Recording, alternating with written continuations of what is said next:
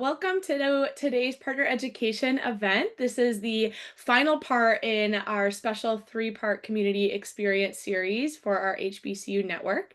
If you missed the first or the second parts, you can always catch those recordings in our Partner Knowledge Center.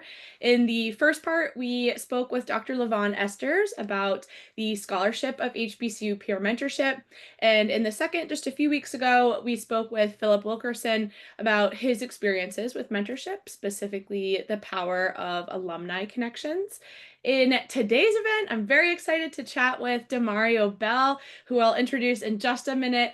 And we'll be talking with DeMario about how mentorship cultivates belonging, honors cultural identities, and how it strengthens communities within and beyond HBCUs. All right.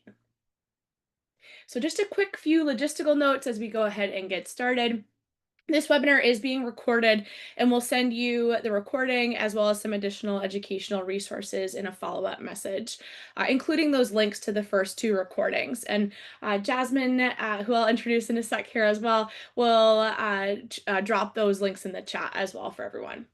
You can also always find the recordings of all of our partner education webinars if you head to our Partner Knowledge Center, which is help.mentorcollective.org. On the screen, you'll see a few just housekeeping tips to help ensure a smooth virtual experience for everyone today. You might want to adjust your video layout to speaker view in Zoom, and that will allow you to see both the slide and also our presenter faces. We have more of, it's a conversation today and more of an informal presentation, so we want it to feel as personal as possible. So if you adjust that speaker setting layout to speaker view, it might allow you to feel like you're in the room with us. We'd also love to know where everyone is joining from, so please share your name and institution if you feel comfy doing so in the chat. You're also more than welcome to drop your LinkedIn if you're opening to connecting with other folks in the group today.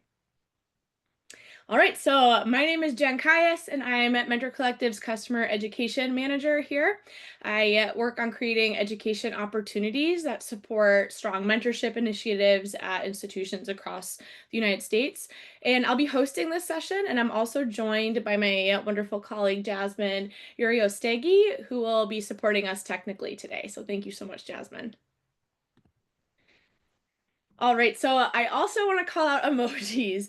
If you haven't noticed so far, I'm a very smiley person, very bubbly, a lot of energy, and that it keeps me going to feel that from the crowd. So please use the chat feature, ask us your questions, use that Q&A feature if you would like it as well. We want this to be as interactive and personal as possible for everyone. So feel free to join the conversation, drop your thoughts in the chat. And I also encourage everyone to use that reactions feature throughout the session to just keep things fun and moving in a bubbly way, right? So after each thematic session in our conversation with DeMario, we'll also open up the floor if you have questions at that time that are specific to that thematic that you'd like to get some more info on.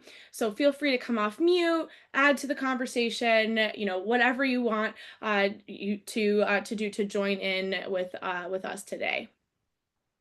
And with that, DeMario. So we are so grateful to have my dear friend DeMario here with us today, DeMario Bell. Jasmine will go ahead and drop his LinkedIn and also his consulting link in the chat.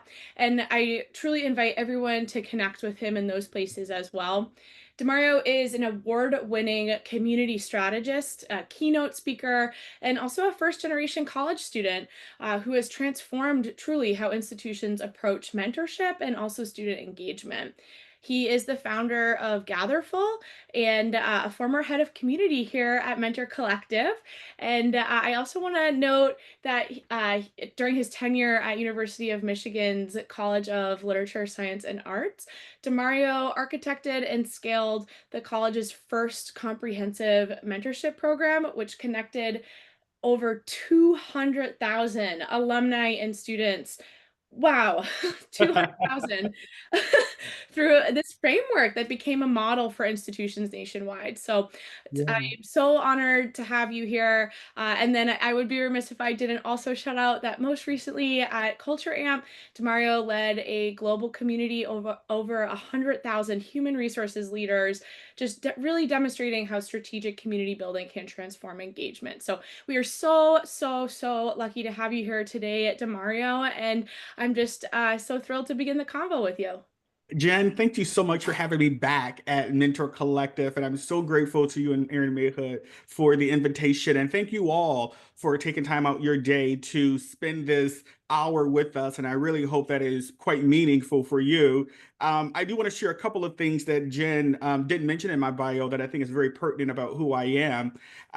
So Jen talked about what I do, but who I am, I'm a first generation college graduate. I'm religious. I'm an introvert. I'm an optimist. I'm showing up to this space as someone who is navigating this world as a Black male who's fatigued, who's also trying to continue to stay on the battlefield. And so I'm so grateful and so honored to be here with you today, Jen. And I know we have a lot to talk about. We have a very rich agenda, but if you will oblige me, I love to ask the participants who's joining us in today, because today's topic is about mentorship. I love for the leaders on the call today to take a moment and reflect with me. Um, who was that person, or who is that person for you? That person who saw something in you that has championed you, supported you. It could be a mentor, it could be a friend, it could be a colleague, a spouse, a neighbor. I would love if you all would just take a moment in the chat, just drop that person's name and like what was one, quality or characteristic about them that you really, really admire. So let's just take 30 seconds, do that, reflect on that person, who their name is, and one quality. We'll go through the chat.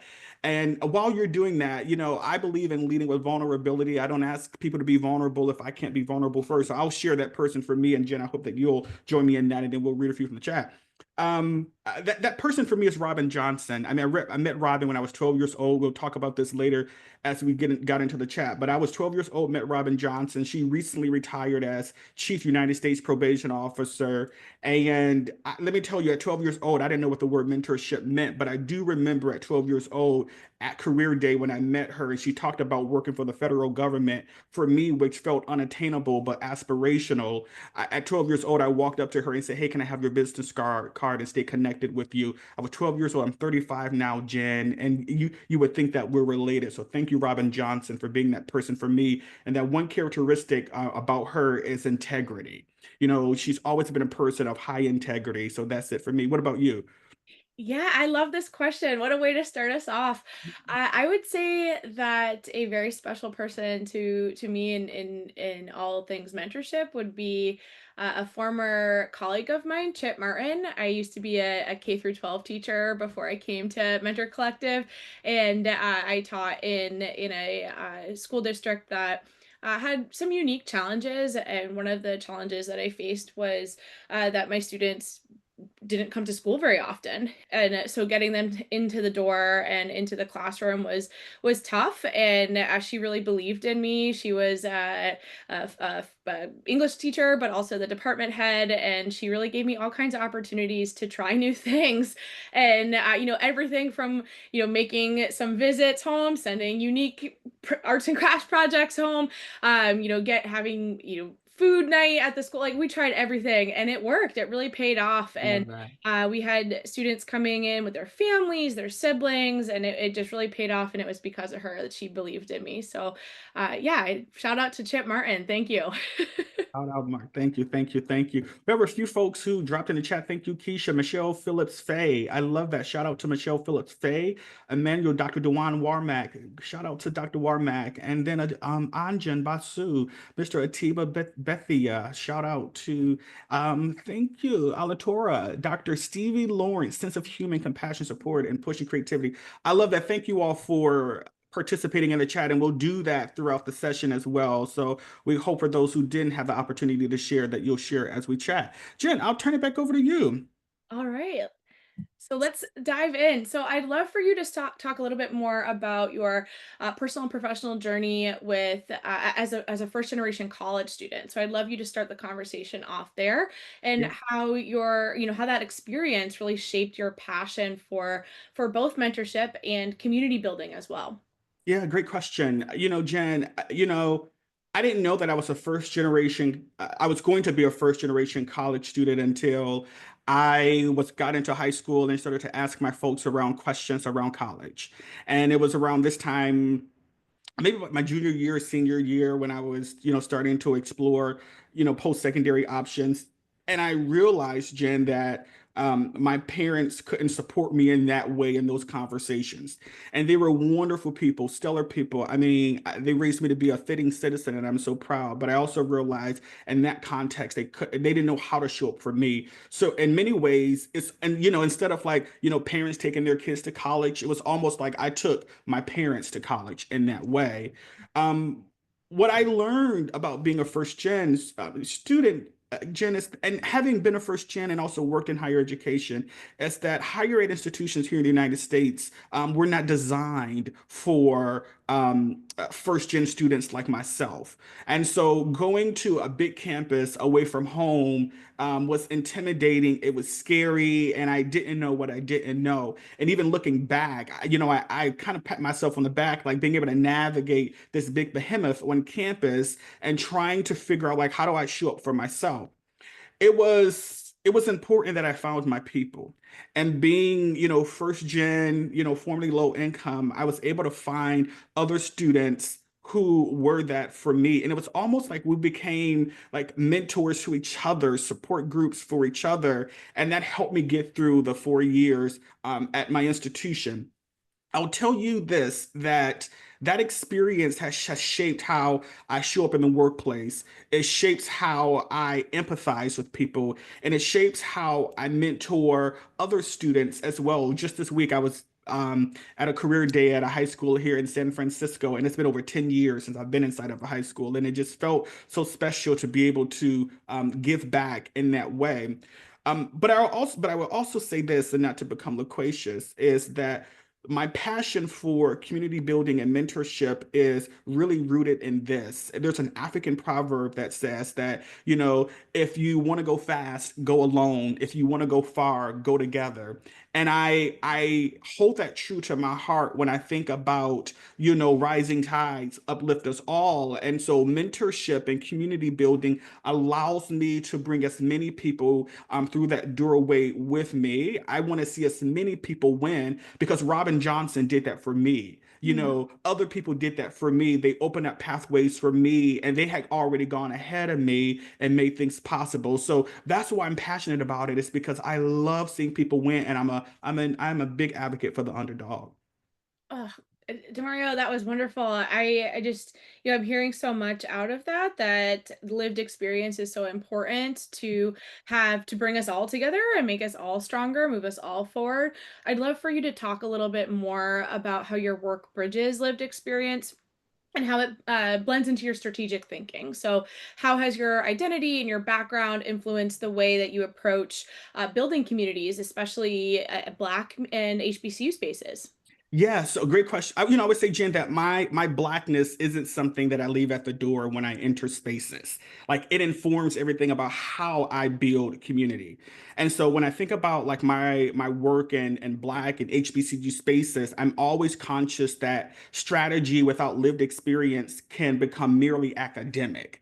And I don't want to diminish those who are in academic, but when we talk about supporting the whole student, I believe that lived experiences allow us to have this level of empathy and also put things within context. And it also allows us to scale and create lasting change. I grew up in the city of Detroit, and, Jen, I understand that my community or community can be both a sanctuary and a launching pad. And so my approach centers on the belief that institutions should both inform who we are and equip us with the tools to transform systems that weren't necessarily built for us as Black people. And so I will say this, that this isn't about making Black students fit within existing structures, but what it is about is helping them recognize their power to reimagine these structures entirely. Thank you. Thank you. And I apologize, my video, it seems to be going out a little bit there, but I I am here. Yeah, so let's transition actually into um moving from that into mentorship and belonging. So Yeah. mentorship is at the heart of this conversation, of course. In your view, can you tell us what makes mentorship a truly meaningful experience, especially for students from underrepresented backgrounds? How can we make that experience as meaningful as possible? Yeah, I want to first say like the word mentorship means many things to many people. And I think when people often hear mentorship, they hear relationship. And so for what we have to do as practitioners is really understand when we talk about mentorship what we're talking about, because there are different types of mentorships. Jen, there is more high touch, which is what Robin and I had. We stayed in touch frequently. I tell people a relationship is just frequency of touch. There's more flash mentorship. So, I might reach out every once in a while, Jen, for a quick question. I might need support in solving like a tangible problem. And so there might be peer mentorship. So for me, what I think makes mentorship meaningful is that the mentee and the mentor, they got to know each other. And like I said earlier, it just can't be, pairing two random people, crossing your fingers and hoping that they get along. What I've seen the best dynamics in mentorship relationships is when the mentor is willing to truly invest in the mentee and the mentee is willing, but it's bi-directional. Like the mentee takes co-ownership in that relationship. But there are times, Jen, especially for like underrepresented students, this whole framework of mentorship, it's esoteric. They don't know the role of like what mentorship plays in their role. And let me give you an example. When I was doing career day this week, I was at a high school here in San Francisco, mostly underrepresented students, and we were talking about this very topic. And one of the things that I observed is that they didn't understand the importance of it, the importance of how mentorship sets them up for hopefully long-term success. Because in this world, social capital is everything. And having worked in both higher ed and corporate America, my corporate America experience, it was really like, cold water being thrown in my face when I was entering these spaces, Jen, where there were unwritten rules about like how to navigate, like, what parts of my identity do I flex? What parts of my identity do not hide, but I flex those in certain settings? I'm going to give you an example, and like I'm going to take you on a journey with me. And just going to talk. I'm gonna paint a picture when I talk about mentorship. When I graduated college, my first job was at the University of Michigan, and I had several roles during my tenure at the University of Michigan. My The best job I ever had was my entry level role because it allowed me to be a generalist and allowed me to learn about how the institution functioned. Now companies, they pay me to be a specialist, so I can't learn in a way that I really would like to, and across many things. But I remember my executive director had given me a task to manage this volunteer committee. And they had given me like background about the volunteer committee. It was a mess. And so I took this biased information into managing the committee. All that to say, Jen, that it was like sandpaper. We just didn't mesh together. And so one of my dearest colleagues, who was like a mentor to me, who is a mentor to me, the next morning at work, she pulled me together. She pulled me aside. She said, "Come talk to me in my office when you have time." And I knew that I was being called to the principal's office. I Yeah. said, "Oh, goodness." Yep. I'm like, something has happened here. That gut And feeling, right? That feeling in your gut. I Yeah. felt it like for 4 hours from 8 to 12. I'm sitting at my desk like I gotta go and talk to her about something. But so lovingly, she said, DeMario, she said, family business is family business. And she said, you have to learn rules of engagement. And that was a mentorship moment there where she could have critiqued me. She could have come, she guided me on like how you can do this better next time. And she set me up. So now, Jen, when I enter into spaces and when I receive information, I know how to put that within context. But I also trusted her as well. I trusted that she had my well-being. That set me up because I was a first gen professional. Not only was I a first gen grad, but first gen professional. It set me up on how to navigate this role. So when you talk about like what makes a mentorship relationship meaningful, is they got to know each other and they have to build that relationship. But at the heart of that is going to be trust. Yeah, there's a couple of things there I want to call out and just highlight again that you said so beautifully. I think having a participant centered approach and making sure that the mentor and the mentee are both getting something out. Oh gosh, oh, excuse me, working from home, right? Uh, but that the mentor and the mentee are both getting something out of the mentorship, Yeah. and that they're both learning from the lived experience of each other. They have that shared, vision of moving forward. That they're learning from each other. They are growing together, and then also I want to call out how wonderful your comment was about how your mentor in that mentorship moment had your well-being in mind, that Yes. they were considering you as the whole person, right? that Yes. that life is a journey, and we're at your professional career is a journey, your personal journey is a journey, and Yes. and that we take moments to grow in these spaces, and that that doesn't always come comfortably, right? And so just considering the whole person there, and all of the elements that might be going into what they're feeling is so important. Sure. Sure. Mm. So let's talk about this at scale. So Yes. at Michigan, you built this program that connected, again, over 200,000 alumni and students. Yes. Love for you to talk more about some of the principles that allowed you to make that scale possible and sustainable. Yeah, so I love that. You know, Jim, when I started working at U of M, I was working on behalf of students. So I started my time in alumni relations and fundraising, so working with high net worth alumni to engage them back with the university through their time, talent, treasure. And I love that role so much because, I mean, imagine I walked away with a great Rolodex, after, leaving my time at the University of Michigan, who has this rich history producing some of our best scholars globally. So does our HBCUs, and I really can't wait to dive more into that. About our HBCUs have been that harbinger of hope for so many of us in the Black community. When I took the role at U of M to lead out, well, during that was my latter part of my time there. I will tell you how I ended up there, and I'll talk about it at scale. It was really my people leader at the time when I was at the Alumni Association who said, DeMario, you've done all you can do here. And you've done a wonderful job, and I think it's time for you to, spread your wings. And I didn't get it then when she first mentioned it, and then she mentioned it again down the road, and she said you should go over to an academic unit where you can thrive. And it was the best leap that I ever did. Let me be quite honest with you, because going to the largest academic unit at the University of Michigan had clout. Everyone was looking at what the largest college was doing. And somehow I ended up getting a role, a dean's initiative, which was building out their first ever mentorship program for 18,500 undergraduate students within the college and over 200,000 living alumni.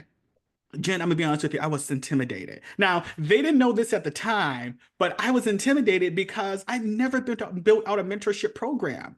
But when I asked them, I said, why did you give me this role? And they said, your program management experience, your experience engaging alumni at scale, building trust, building cross-campus partnerships, and then understanding students. That's the perfect recipe. But what I also realized, Jen, that I didn't have to go it alone, and I Mhm. also didn't have to know all the answers. So to answer your question, how do we first do that at scale? Technology. So having partners like Mentor Collective really allow us in institutions to really think about just like how do we have this robust digital platform that will take care of the matching of the mentors and the mentees for us efficiently and at scale that really allows us to see these two people will work well together. We tried it first, hand matching, and it was not only inefficient, it wasn't sustainable, but it was so much bias in it. And so having technology really enabled us to do that at scale. Right. Um, The I want to call out if you don't mind just what you Sure. said earlier as well about the importance of having mentors and mentees that have a shared experience and that they really know each other, and that intentional matching is so important. And at Yeah. 200,000 matches, I can imagine doing that by hand would be an astronomical a feat. So that's such a Yeah. good call out. So I want to first say, and I appreciate you calling out because at first what we were thinking about is like the technology. We felt like the technology was rooted in bias, and at that time, ed tech was just coming onto the scene. Especially in the national dialogue in that way around mentorship. And so we know our students best, and the technology it might miss things that we will be able to see. And I have to say that the tech was actually better than what we assumed, to be quite honest with you, and it was validated by students' feedback when we would ask them about their pairings and also with the volunteers as well. Because the technology has breadth, it allows it to see everything across 35,000 foot view. And when you're trying to hand match that, you can do that, when you have let's say, a handful of pairs. That's great. I don't think that you need technology to do that. But to your point, when you're thinking about like tens of thousands of Yeah. students Yeah. and volunteers, it's not only inefficient, it's also not student centered at the same time, in my Right. opinion. Right. Oh, wow. So let's take a second and pause here. Yeah. I'd love to invite folks in the audience if you have questions for DeMario. Now, you come off mute, add them to the chat. And I also would invite folks to consider if you have a mentorship model at your school or organization, especially if it's one at scale with large volumes of students. How do you work to keep that student centered? How do you work to make sure that the matches are meaningful and that mentorship is valuable for all?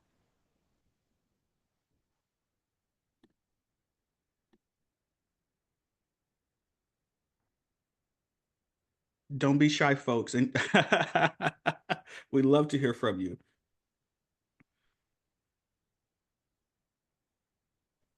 Can I speak or should I put it in the chat? No, go ahead. Yeah, we'd love to hear Okay. your piece. Sorry, that was going to be a really long answer, and I was like, how do I type this briefly? Um, Hi, I'm Anjan Basu, North Carolina A&T, and we're also with Mentor Collective, and we're currently doing a first year experience mentoring program, right? So it's 3,000, roughly 3,000 students each year. We've broken it up into two chunks. Aggie Men, our male empowerment network, to focus on our Black male retention, and then the general population first year experience mentoring program that's male and female. Everybody gets a mentor that wants one. Yeah.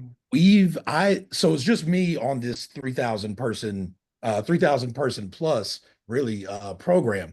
Yeah. And so as far as the pairing goes, I've really trusted the technology for Mentor Collective. If the pairings don't necessarily work out on the first try, then we've got a reserve of peer mentors so we can still, try to find them a secondary mentor. At the end of the day, the thing that makes this thing work for us is that we pair our new freshmen at orientation. Hmm. So this way, they already have a point of contact on campus before they get here.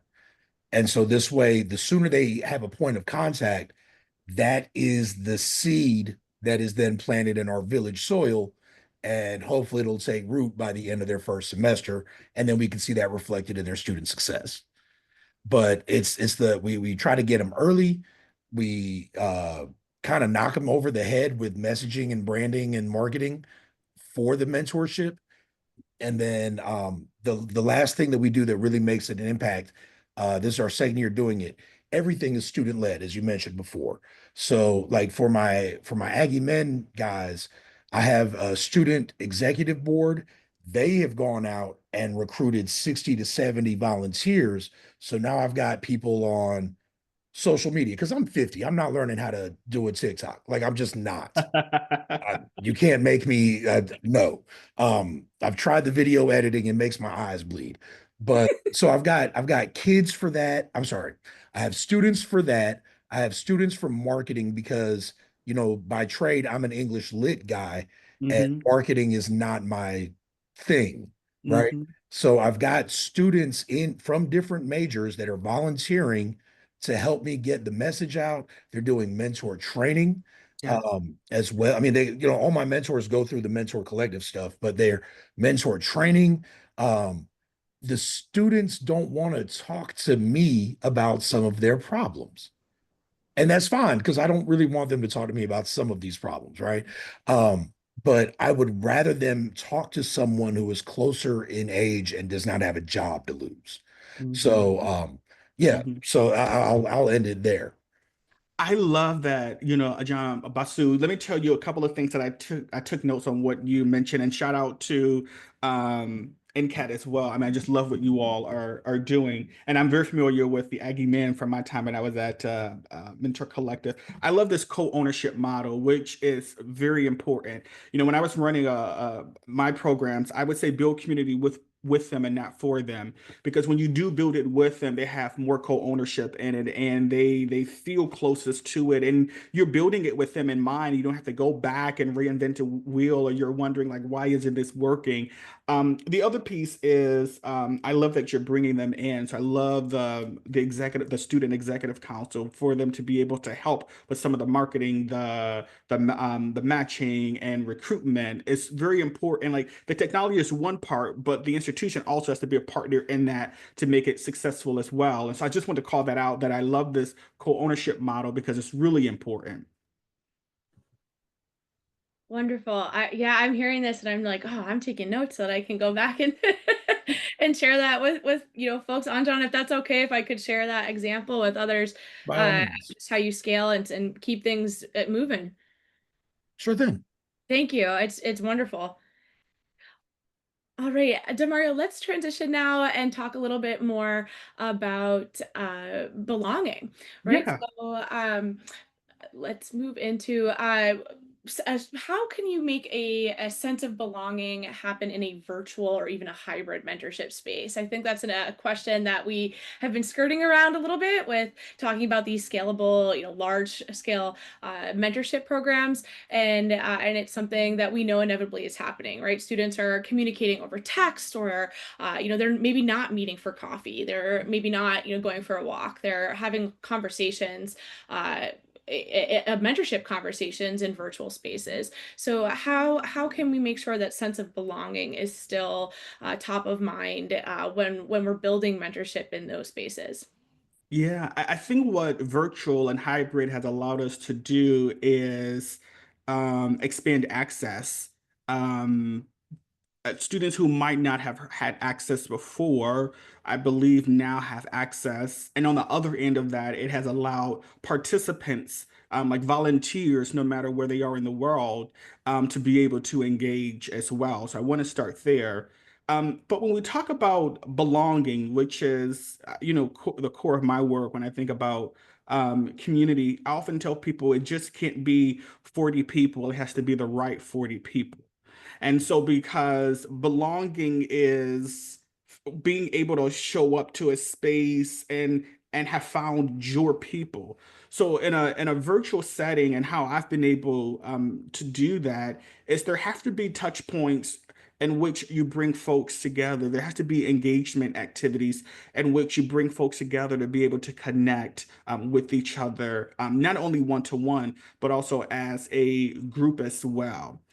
There has to be spaces for folks sometimes just to be, and just to show up in the fullness of who they are. It could be, moments of joy. It could be moments of for respite, for survival. And so what I've seen, very successful programs do when they think about belonging, go back to building that with people in mind, but create space for folks to be able to show up. And so the mentorship is great when the one-to-one model, but there has to be opportunities for folks to come together and center it around like certain themes. So in the past, what I would do is have certain virtual engagements focused on I would bring in speakers, like alumni speakers, to speak about particular aspects of a career that would resonate with students. What does it mean to be Black navigating this space? What does it mean to be Black in tech? What does it mean to be Black in medicine? Code switching. What does it mean to code switch in the workplace? What are some of the unwritten rules of navigating going from a graduate to now, a first gen and the workforce?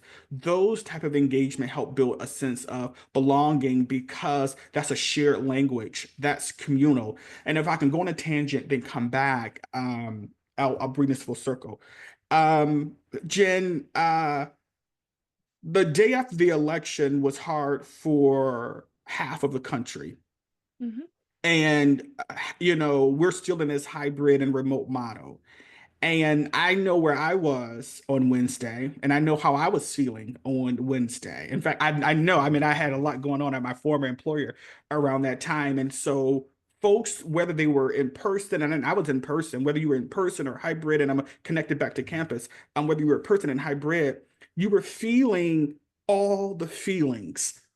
However, you voted. And this is not a political conversation, but when we talk about belonging, people were scared. People, were feeling how they were feeling, and people wanted to feel connected to someone who they could share their experience with. And maybe it wasn't about problem solving, it was about, like, I just need to be with someone who understands what I'm feeling.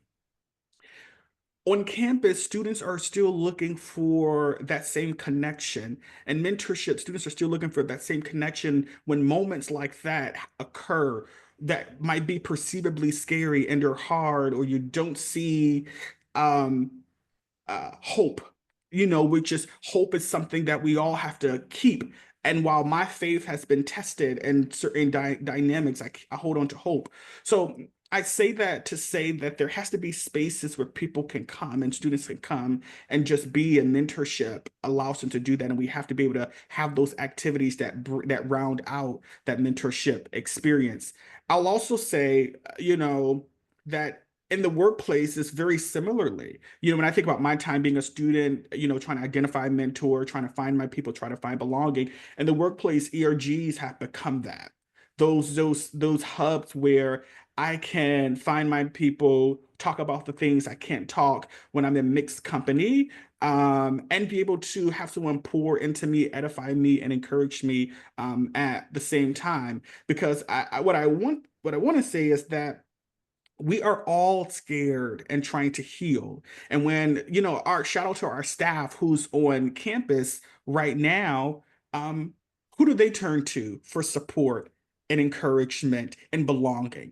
Because they're trying to foster that for their students. And my heart goes out to our staff who are on campus or hybrid, because they're in the trenches with students trying to figure out, like, how do we be that air cover for them and to keep them as protected as possible. And Jen, with these executive orders that are coming out from 1600 Pennsylvania Avenue, it's making it even more trickier when we talk about belonging, and, like, even using the word belonging and making sure that we're staying, now federally compliant. And so, what I would say, and not to become too loquacious, is that we have to go back to that model of, like, what does it mean to support the whole student, when we think about mentorship. Mm.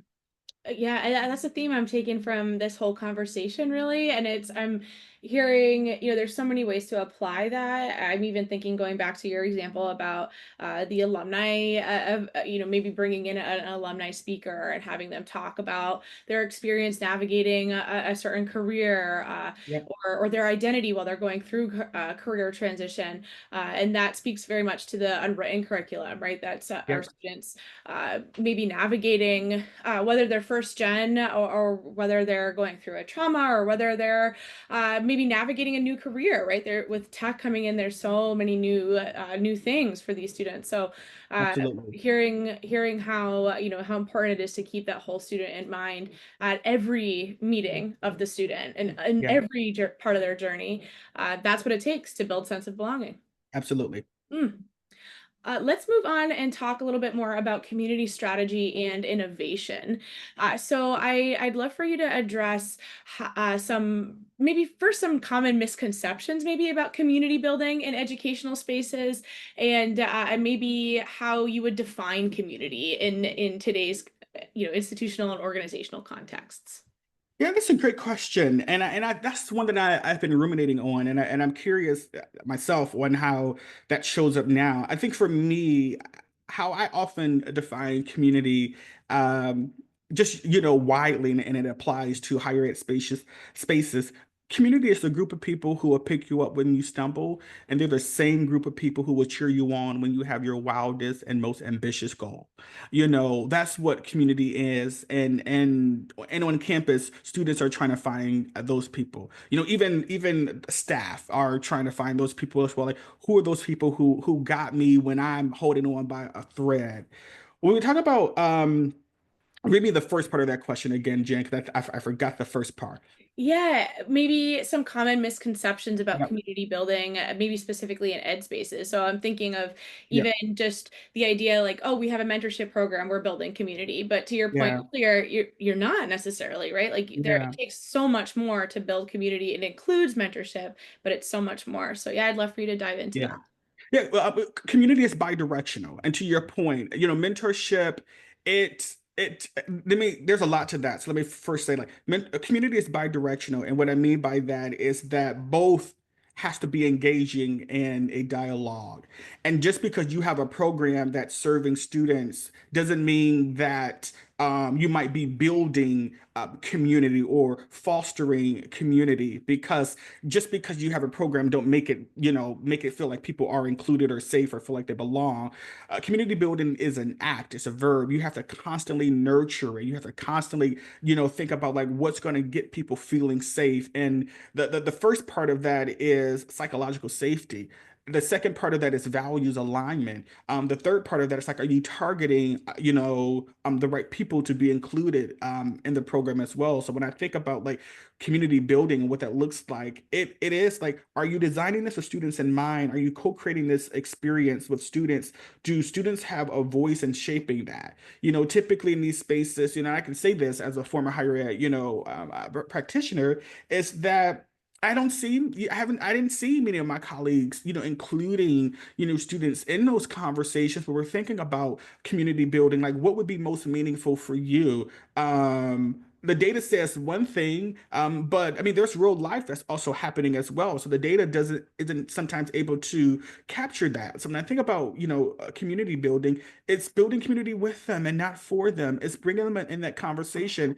Mentorship is one thing, but mentorship one to one isn't enough. And to go back to our earlier point, there has to be programs and systems and webinars and workshops that connect them all together, that brings this flywheel together, that helps build community in a way.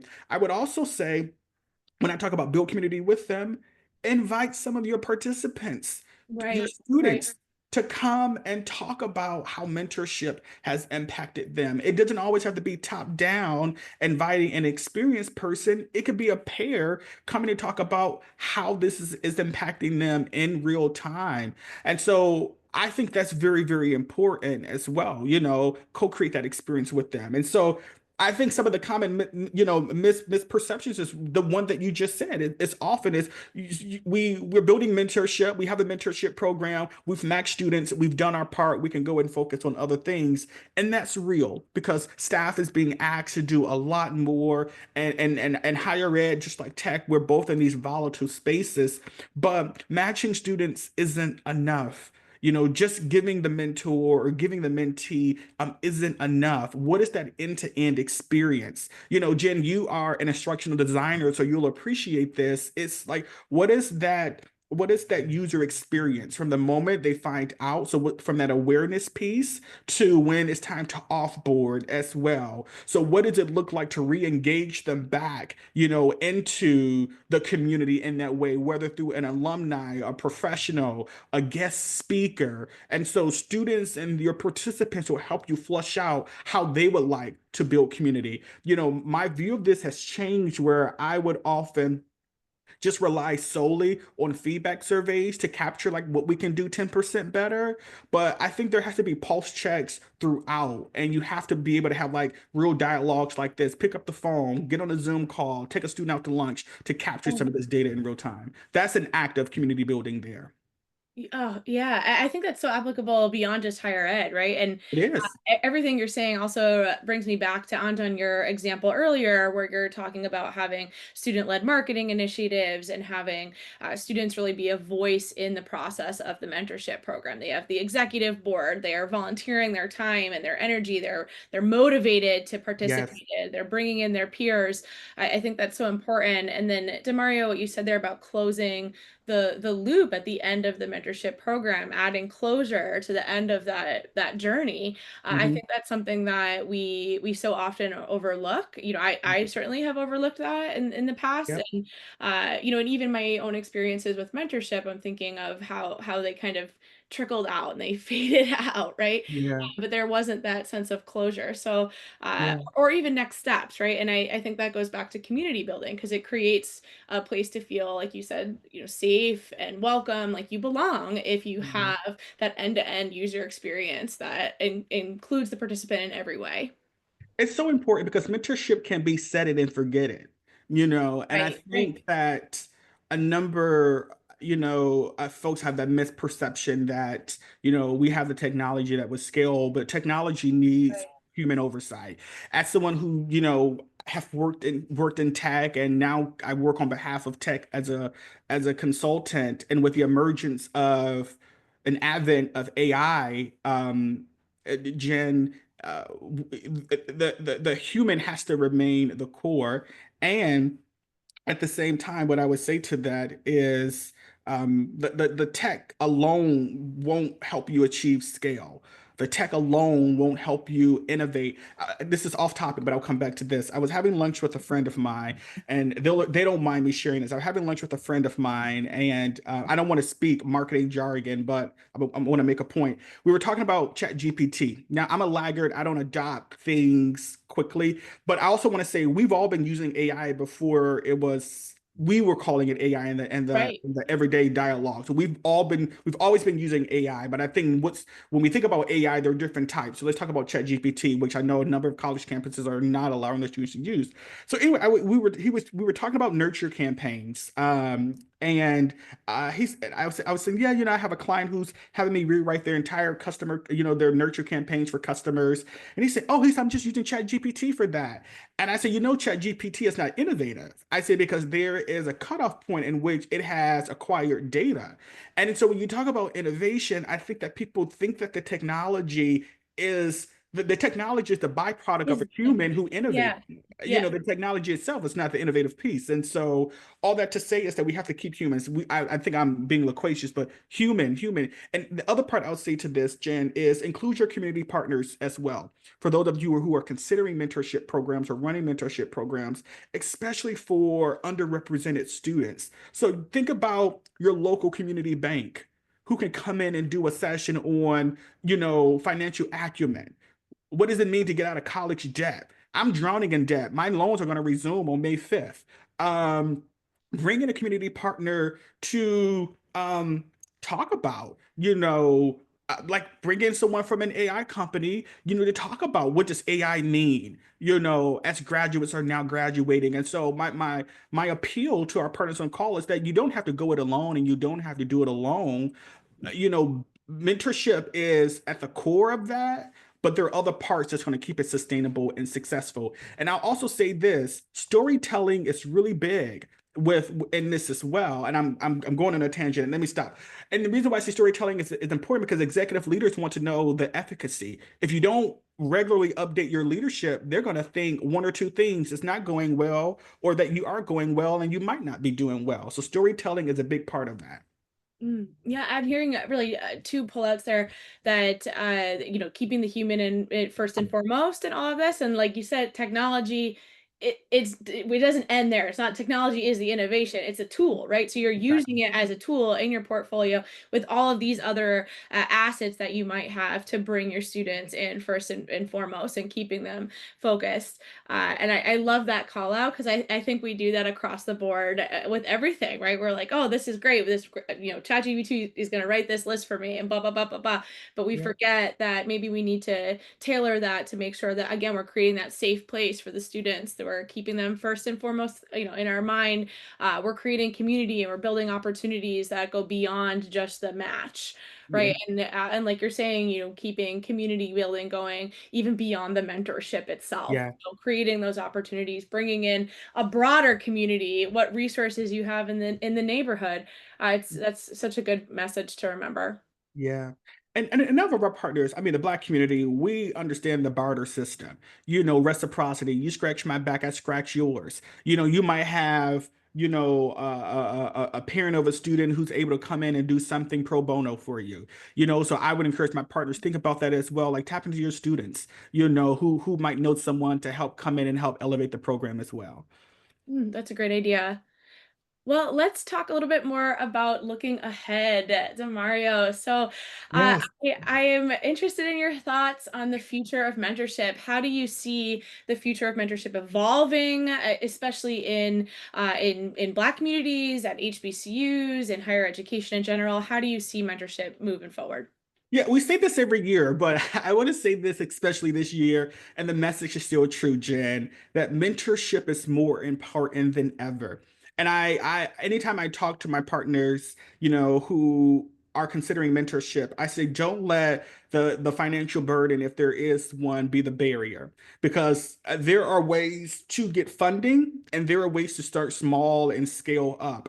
So when I think about the future of mentorship, I want to be quite honest with you. The future of mentorship is evolving to sponsorship, and I think that's the conversation now that we have to start talking about. Like, how do we shape some of these mentorship programs to now go into sponsorship programs? And so, how do we start working more closely with our career center so that when a student comes out of that mentorship relationship, if they're a senior, they have a job opportunity ready. Their job shadow opportunity. So sponsorship is very important, and especially, like I said, being in this role, going from an HBCU, which have been our centers of Black excellence, they've produced some of our top Black scholars in the world. And I'll say this, and for me, and I'll come back to this, for me, Jim, when I think about the TV show A Different World, Mhm. it encouraged, galvanized, and inspired generations of Black kids to want to go to college because of the promise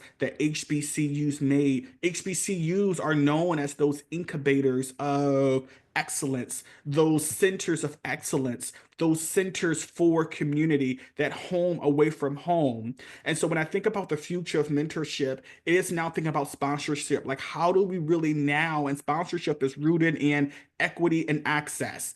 I tell people nirvana happens when someone walks in and say, I'm going to make it happen for you today. And so that's really the future of mentorship. And really with the advent of a continuum with hybrid and remote work, well, now, they're making us go back into the office 5 days a week now. For us Black professionals, and what's coming down with these executive orders, Jen, I want to have a real moment with you. My faith has been tested by what I'm seeing, and it's scary. It's so scary.